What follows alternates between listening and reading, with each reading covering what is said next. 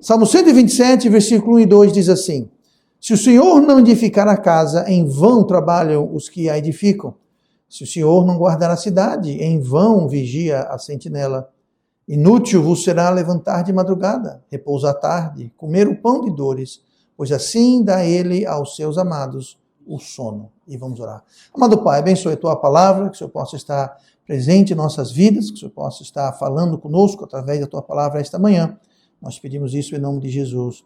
Amém. E vamos sentar esta manhã e eu quero hoje falar sobre o sono dos amados de Deus. O sono dos amados de Deus. Nós lemos aqui agora há pouco, Salmo 127, que é inútil a gente se esforçar, é inútil a gente fazer sacrifício se Deus não estiver abençoando. Aqui não está dizendo que é inútil a gente edificar a casa. Não está dizendo que é inútil a gente vigiar. Não. Inclusive, a Bíblia fala no Novo Testamento várias vezes, né? Vigiai. Né? Vigiai, orai. Vigiai porque o diabo, o vosso adversário, anda de redor bramando a quem pode tragar. Então, nós somos ordenados a quê? A vigiar. Nós devemos trabalhar. Então, não é aqui uma desculpa para a gente ser desleixado, a gente ser displicente, a gente não ter cuidado. Aqui o que fala é, se o Senhor não edificar a casa, em vão trabalhem os que edificam. Isso que não quer dizer que é para a gente ficar sentado assim, dizendo, Senhor, edifique a casa. Senhor, vamos logo, edifique a casa. Eu estou esperando aqui e a casa não está sendo edificada. Não é isso que está dizendo. Não é uma chamada para preguiça, não é uma chamada para descuido. Não. Em vão edificam se o Senhor não edificar a casa. Então, deve ser uma parceria. Não é só Deus que vai fazer. Deus poderia fazer toda a obra sem a gente, mas Ele escolheu nos usar. Diferente de nós não temos como edificar a casa sem Deus.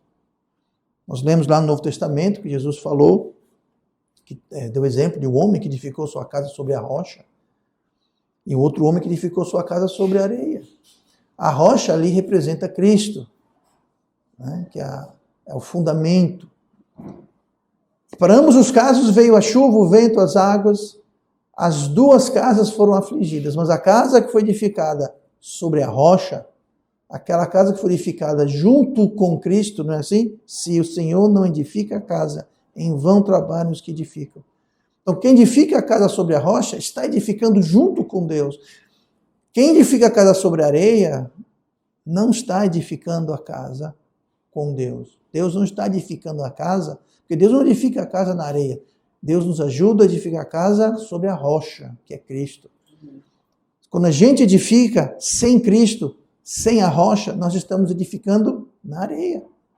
E quando edifica na areia, tem um problema. Não está dizendo que quem edifica na rocha não vai ter chuva, tempestade e vento. Vai. Jesus falou, veio a chuva, o vento e as águas para ambas as casas. A diferença é que a que foi edificada na areia, caiu. Não só caiu, mas fala, grande foi a ruína. E aquela casa que foi edificada na rocha, ficou em pé. Passou pela tempestade, passou pelo problema. Então, o que nós temos que fazer não é simplesmente edificar por conta própria, porque isso é edificar a casa na areia. Nós temos que edificar a casa junto com Deus, o que significa o quê? Construir sobre a rocha. Em vão, se o Senhor não edificar a casa, em vão trabalham os que edificam.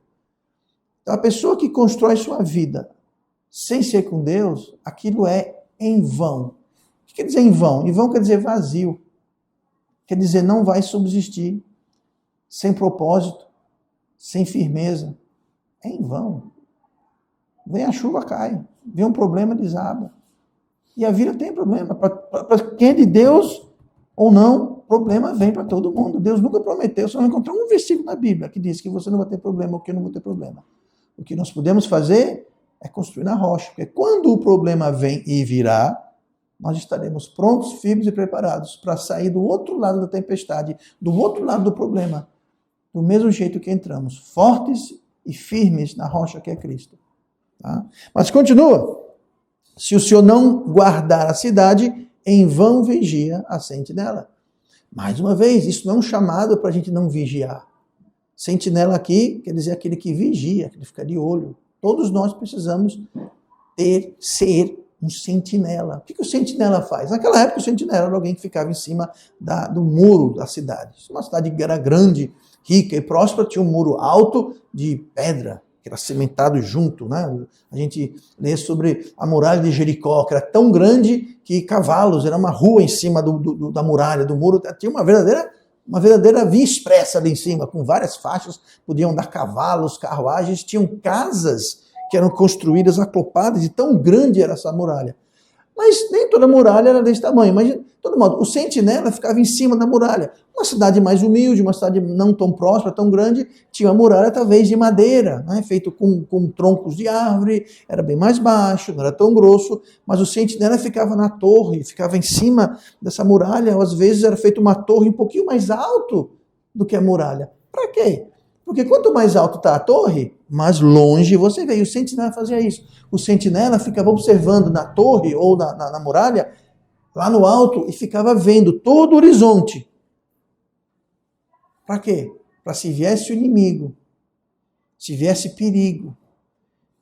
Não era só inimigo. Naquela época, e até hoje ainda tem isso, nuvens de gafanhoto, de insetos às vezes. E você via de longe aquela nuvem negra de insetos que lá longe você via. Talvez uma tempestade, às vezes inimigo. Mas seja o que for, de longe dava para perceber o problema e tomar a medida necessária.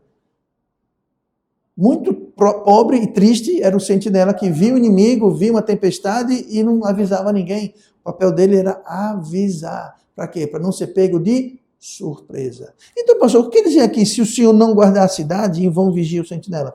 Pois é, nós temos que fazer duas coisas. Vigiar e confiar em Deus. Vigiar, mas vigiar à luz da Bíblia. Como assim? Lá de longe você vê alguma coisa? Como é que você vai discernir se aquilo é amigo, se é inimigo, se aquilo é uma nuvem, uma tempestade, se aquilo é poeira ou se é gafanhoto e outros insetos daninhos?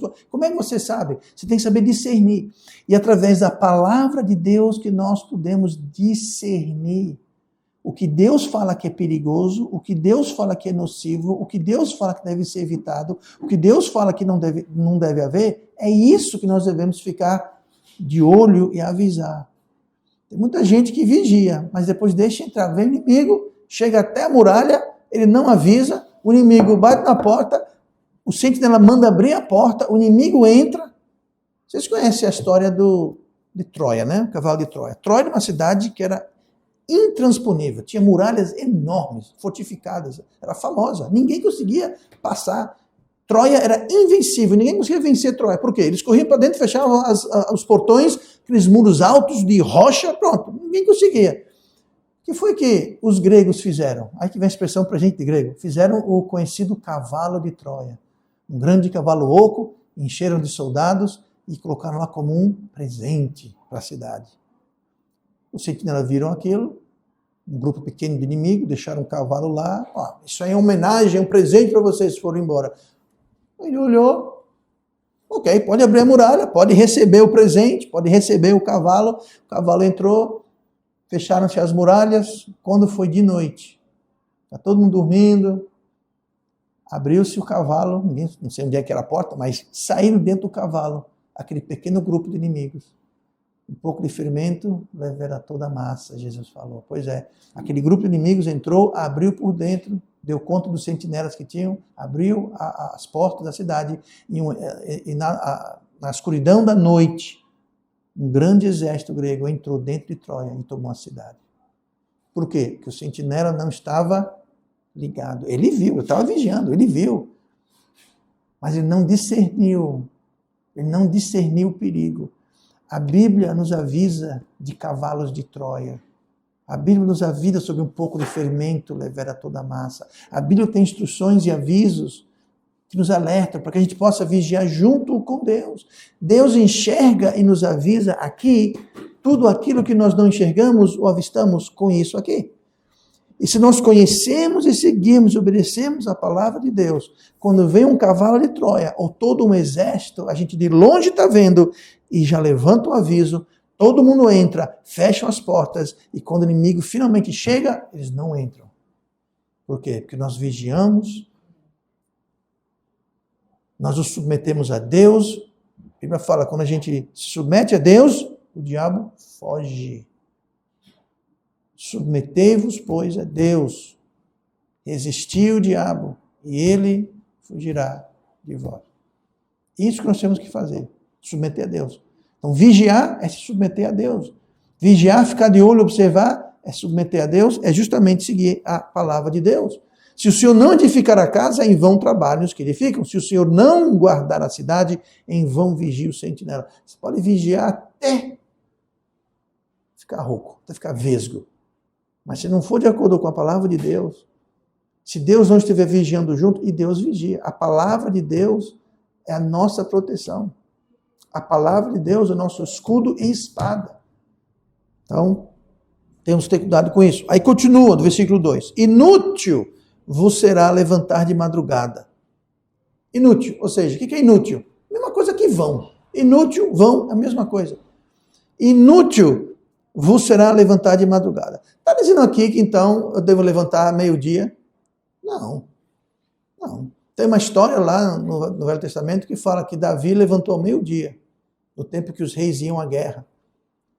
E ele estava passeando pelo palácio quando ele viu Batseba. Aí você conhece o resto da história, como é que foi aquilo que ele mandou chamar ela, cometeu adultério, matou Urias, o esposo dela, aí tentou encobrir, tentou ameaçar. Por quê? Porque ele estava no lugar errado, na hora errada. A Bíblia fala, quando os reis, na época que os reis iam para a batalha. Ele era rei? Era. Estava na batalha? Não. Estava onde? Estava no palácio, aqui, ó, acordando meio-dia. Ele estava no lugar errado, na hora errada. Nós também. Se a gente está no lugar errado, na hora errada. Tá? Então aqui não está dizendo, voltando para o texto, aqui não está dizendo que a gente não deve acordar de madrugada. Não é isso que está dizendo. Inútil vos será levantar de madrugada. O que é levantar de madrugada? É você se sacrificar, é você trabalhar duro, é você se esforçar, é você se dedicar. E a gente não deve fazer isso? Claro que deve. A gente deve fazer tudo isso, se esforçar, fazer a nossa parte. Mas veja só, inútil vos será levantar de madrugada, repousar à tarde. Pastor, então não pode dormir tarde, tem que dormir cedo. Bom, eu sugiro dormir cedo para descansar mais. Mas aqui não está dizendo, o problema aqui não é a hora que você vai dormir, a hora que você acorda. Aqui está dizendo que é inútil você acordar cedo e dormir tarde. Por que dormir tarde e acordar cedo? Você está se esforçando, você está trabalhando. Então eu tenho que trabalhar pouco? Não é isso. Vamos ver o que fala aqui. Inútil vos será levantar de madrugada, repousar à tarde, comer o pão de dores. O que é comer o pão de dores? Comer o pão de dores é quando você está fazendo um sacrifício. Vou dar um exemplo. Você está guardando o seu dinheiro para conseguir alguma coisa. Está comendo pão de dores, está comendo aquilo ali, mas aquilo é sofrido. Por que é sofrido? Porque você está economizando, está comendo menos, talvez você não está comendo o que você gostaria, poderia estar comendo. Né? Está comendo menos, está comendo de forma inferior. Por quê? Porque você está economizando dinheiro que você quer comprar, conquistar, investir, fazer alguma coisa. Esse pão de dores quer dizer um pão sofrido. Talvez é de dores porque foi difícil você conseguir aquilo, porque tudo que você tem está aplicado. Talvez você está montando uma empresa, um carrinho cachorro-quente, um carro pipoca, não interessa o que é, mas você investiu tudo que você tem. Todo o seu tempo você está levantando cedo, está dormindo tarde, tudo que você tem está investindo naquilo. Talvez você está comprando uma casa, comprando um terreninho, está construindo alguma coisa. Você está se esforçando. Tudo que você está fazendo, tudo isso é inútil. Pastor, então eu não tenho que me esforçar, poupar nada. Calma, não chegamos no sentido. Vamos lá. Inútil vos será levantar de madrugada, repousar à tarde, comer o pão das dores. Pois assim dá ele aos seus amados o sono. Essa palavra sono aqui não está somente falando sobre o ato de dormir. Também. Mas aqui o sono está falando sobre paz, tranquilidade, êxito. Aqui está dizendo que Deus vai dar o êxito, Deus vai dar o resultado. Quando? Quando Ele está envolvido. Não adianta a gente levantar tarde, dormir cedo, contrário, levantar cedo, dormir tarde, comer o pão das dores. A gente faz tudo isso, mas Deus não está vigiando, Deus não está edificando, Deus não está envolvido. Você pode levantar cedo, dormir tarde, comer os pão das dores e edificar a casa na areia. Tudo isso é o quê? Inútil, vão, não serve de nada, não vai ter êxito. Por mais que você se esforce, por mais cedo que você acorde, por mais tarde que você durma, por mais sacrifício que você faça, se Deus não estiver junto, ou como diz o ditado, se Deus não estiver na causa. Pastor, como é que eu posso saber se Deus está na causa? Está seguindo esse livro? Tá? Então Deus está na causa. Está indo contra esse livro? Deus não está na causa. Como assim, pastor? Bom, se você está tendo que ser desonesto, cometer pecado, negar suas responsabilidades, enfim, você está fazendo tudo isso, mesmo que você durma tarde, acorde cedo com o pão das dores, vigie e edifique, é em vão, é inútil. O que vai dar utilidade e resultado na nossa vida, para os nossos esforços que nós devemos sim fazer, sabe o que é? É viver de acordo com esse livro, é seguir a palavra de Deus, é incluir Deus, porque aí Deus edifica, aí Deus vigia. E quando Deus edifica e Deus vigia, que é a parte dele, ele abençoa a nossa parte, que é o quê? Que é edificar, é vigiar, muitas vezes quer dizer dormir tarde, acordar cedo, comer o pão das dores, essa é a nossa parte. Mas se for só a gente fazendo isso, sem Deus, é inútil, é vão. É isso que está falando. Então Deus, ele dá o sono aos seus amados. O que é isso? É você saber que você está comendo o pão das dores, você está acordando cedo, dormindo tarde, sacrificando e ficando. Você sabe que você pode dormir de noite, porque você sabe, Deus está comigo. Isso vai dar certo. Eu vou ter a resposta, eu vou ter o êxito, eu vou ter a solução, eu vou ter a vitória. Por quê? Porque Deus está edificando junto comigo. Aí Deus dá aos amados o seu quê? O sono. Você pode dormir tranquilo, sabendo que Deus está edificando junto, que Deus está vigiando junto. E a base de tudo é a sua palavra. Por isso é tão importante a gente conhecer a palavra, ler a palavra, ouvir a palavra pregada, ensinada. Mas mais importante, como fala lá em Tiago, não sermos apenas ouvintes, mas cumpridores da palavra. Porque aquele que é apenas um ouvinte da palavra, aquele ouvinte esquecidiço. Quer dizer o que é isso? Ele ouve e esquece. Ouve a palavra, lê a palavra, mas esquece. Por quê? Porque não faz. Ouve aqui, sai para lá, faz tudo o contrário. Por quê? Porque esqueceu. Por quê? Porque não cumpre. Deixa eu acabar com essa ilustração aqui. Se você está aprendendo ou ensinando alguém a fazer qualquer coisa, seja fazer uma comida, seja costurar, edificar uma casa, ser pedreiro, enfim, qualquer coisa, um mecânico, enfim, qualquer coisa. Para você ensinar alguém a aprender, vai precisar a pessoa ouvir, ver, mas o mais importante é fazer. Tem um ditado que foi ensinado muitos anos atrás, e diz assim: o que eu ouço, eu esqueço. O que eu vejo, eu me lembro. O que eu faço, eu entendo. É só quando a gente faz que a gente vai realmente entender. Deus fala, não seja apenas ouvintes. Por quê? Porque quem ouve esquece. O que eu falo aqui vai ser 90% vai ser esquecido. O que você vê, a retenção é maior. 50% que você vê. Por isso que é importante você ler, você assistir, porque você lembra mais. Mas quando você faz, né, eu posso chegar aqui e falar, para fazer um bolo, você pega farinha, açúcar, ovos, fermento, blá, blá, blá, você mistura tudo, faz assim, pronto, eu falei, não falei? Pronto. Rapidinho, a pessoa vai sair daqui e vai fazer tudo errado. Por quê? O que vai esquecer mais da metade que eu falei. Então foi o seguinte, deixa eu mostrar. Então eu estou falando, mas eu estou fazendo. Você pega a farinha, você pega o ovo, pega o fermento, você bate assim, você faz assado, babá. Pronto. Agora você ouviu e viu. Pronto. Aprendeu melhor. Mas ainda não é. O bom, pronto. Eu fiz, eu expliquei. Tá, e agora? Agora faça. Quando a pessoa fizer aquele bolo pela primeira vez, depois de ter visto e ouvido, aí aquela pessoa vai dizer, agora sim. Por quê? Porque ela fez. A palavra de Deus é a mesma coisa. Bom entendimento tem os que cumprem o seu mandamento. Bom entendimento, quem cumpre o mandamento, ou seja, quem faz. Bom entendimento não é só quem ouve, é quem faz. Por isso que devemos ser cumpridores da palavra, não apenas ouvintes. Porque quando somos cumpridores da palavra, Deus vai vigiar e vai edificar em parceria com os nossos esforços. E nós teremos o resultado, e nós poderemos deitar e descansar. Seja de noite, na hora de dormir, ou seja durante o esforço. Você vai acordar cedo, dormir tarde, comer o pão das dores, mas tudo aquilo vai ser algo que você faz com gosto, com encorajamento e com tranquilidade, porque Deus está junto. Amém? E vamos orar. Pai amado.